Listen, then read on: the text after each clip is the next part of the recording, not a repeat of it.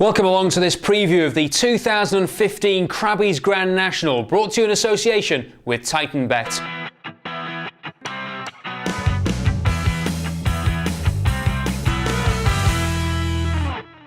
Well, the Crabbie's Grand National for 2015 is almost upon us. It is the world's biggest steeplechase race, and again, it promises to have massive interest from the betting public. I've got Paul Thompson alongside of me to give you some useful hints and tips when trying to find a winner for the Grand National. Firstly, Paul, shut the front door when looking at the Titanbet betting. Looks like it's going to be, if not the favourite, then certainly amongst the favourites, and there will be a lot of sympathetic and popular betting as far as Tony McCoy's likely mount for this race. With it being his last entry, can he get a winner? Yeah, there has been plenty of support already for Shut the Front Door. JP McManus, wouldn't it be nice if AP could go out? It's like a fairy tale, isn't it? But fairy tales don't always happen, of course. It has won an Irish Grand National in the past. It's got the stamina. It's an 8-year-old Shut the Front Door. Doesn't quite fit into the right age category. 9 to 11 would be the preferred option there. But it's got plenty of stamina, AP on board, and of course bring the house down, wouldn't it, if AP was to win the big race? It would be an incredible story if McCoy could end his career with a Grand National winner.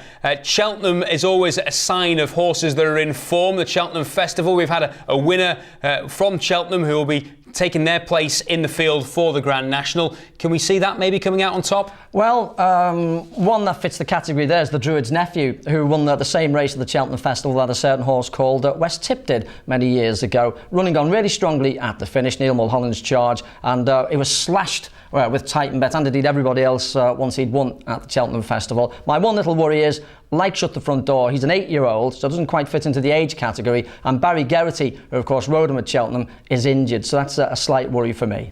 I know you've been looking at the whole field, a massive amount to choose from as far as form is concerned. What else do you fancy going well at Aintree? Well, I strongly fancy one of Paul Nicholls' runners, Rocky Creek. Now, Rocky Creek was 5th last year.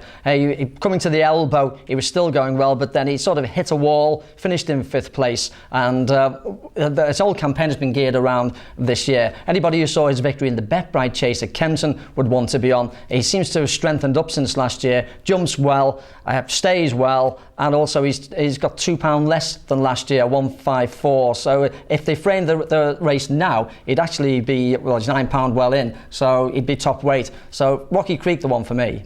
Okay, and finally, if people are looking at the field and looking at factors to take into account when it comes to having a bet for the Grand National, what should they be looking for? Well, I always like jockeys who can get round, and jockey Paul Maloney has been round 6 times and been placed on horses for Bill and D'Angelo Rucker. State of Play 3 times, Capabler twice, and Alvarado last year. Alvarado finished ahead of Rocky Creek last year in 4th place. Again, his whole season has been campaigned around the race. He had a recent spin at Newbury. Connections are pleased with him, and I wouldn't put you off Alvarado to be placed again. Okay, well, that's marked your card as far as tips and hints are concerned for the 2015 Crabbie's Grand National. Don't forget, of course, to check out all of Titanbet's markets ahead of the big race at Aintree.